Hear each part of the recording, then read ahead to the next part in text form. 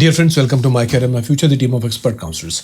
जैसा कि आप जानते हैं कि वेस्ट बंगाल की स्टेट में बहुत सारी सीट्स अभी वैकेंट थी और स्टूडेंट्स भी एडमिशन लेना चाह रहे थे, लेकिन बहुत सारी रिप्रेजेंटेशंस के बाद भी एनएमसी की तरफ से इसके ऊपर कोई जवाब नहीं था। सो आखिर में जो कलकत्ता कोर्ट की तरफ से, हाई कोर्ट की तरफ से एक जो मैटर चल रहा था, उसके हवाले से एक नोटिफिकेशन वेस्ट बंगाल की काउंसलिंग कमेटी ने, डायरेक्टर ऑफ मेडिकल एजुकेशन ने रिलीज़ किया एमबीबीएस और डेंटल के एडमिशन्स को लेकर।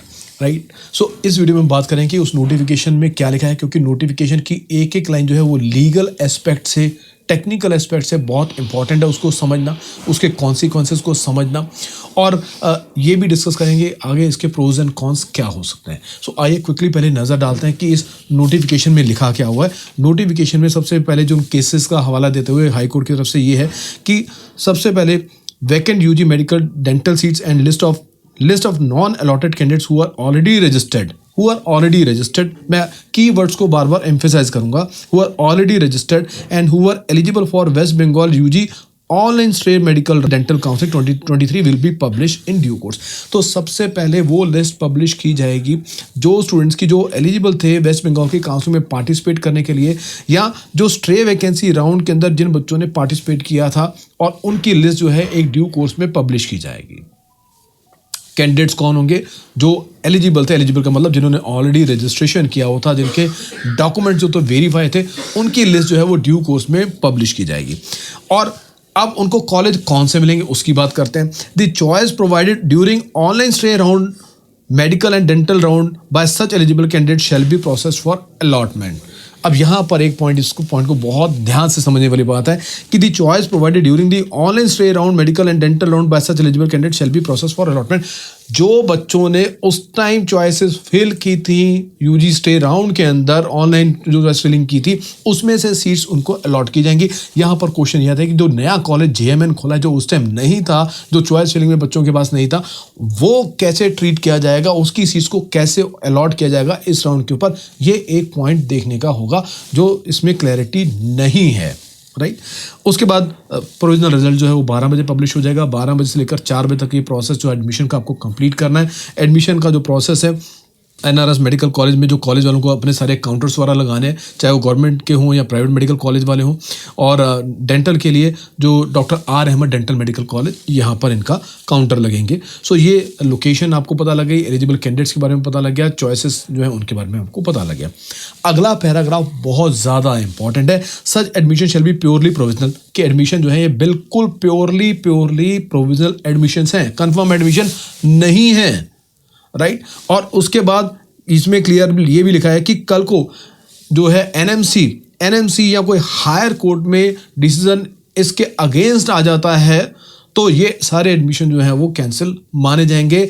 इसके कॉन्सिक्वेंसेस को भुगतने की जो जिम्मेदारी है वो स्टूडेंट के ऊपर होगी, और उसको इसकी अंडरटेकिंग एडवांस में एडमिशन से पहले देनी पड़ेगी कि मुझे सब कुछ पता है कि कल को एनएमसी या हायर कोर्ट से हमारे अगेंस्ट कोई डिसीजन आ जाता है और मेरा एडमिशन अगर कैंसिल हो जाता है तो उसके लिए मैं खुद जिम्मेदार हूँगा, काउंसलिंग कमेटी या कोई कॉलेज इसका जिम्मेदार नहीं होगा।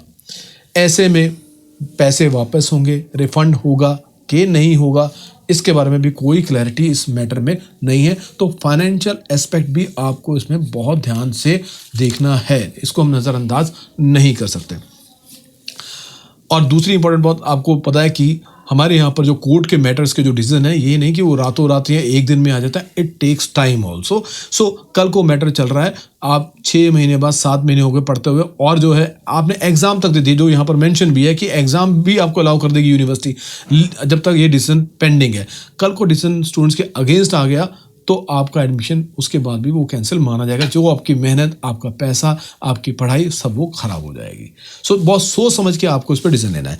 अगला, the petitioner if not in the eligible list as stated above shall also be eligible to attend NRS medical college Kolkata on 28 October 2023 for admission as per merit, although such admission shall be offline for obvious reason and subject to availability of vacancy.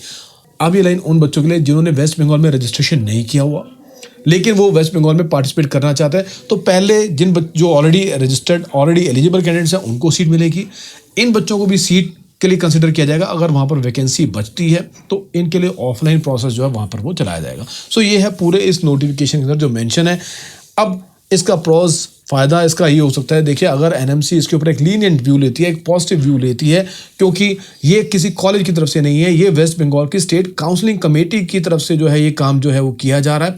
सो जो state के बच्चों के लिए या दूसरी state के बच्चों के फायदे को ध्यान में रख के किया जा रहा है, इससे एक बड़ा बेनिफिट ये होगा, एक तो स्टेट की जो सीट्स हैं, वो जो वैकेंसी है वो ख़त्म होती है, जो बच्चे एडमिशन लेने में इंटरेस्टेड हैं उनको एडमिशन मिलता है, और at the same time NMC की भी जो टोटल वैकेंसी है, ओवरऑल जो वैकेंसी है पूरे हिंदुस्तान में, जो एनएमसी के पास लिस्ट है वैकेंसी वैकेंट सीट्स की, वो भी कहीं ना कहीं सबसाइड होती है, वो भी कहीं ना कहीं मिनिमाइज होती है।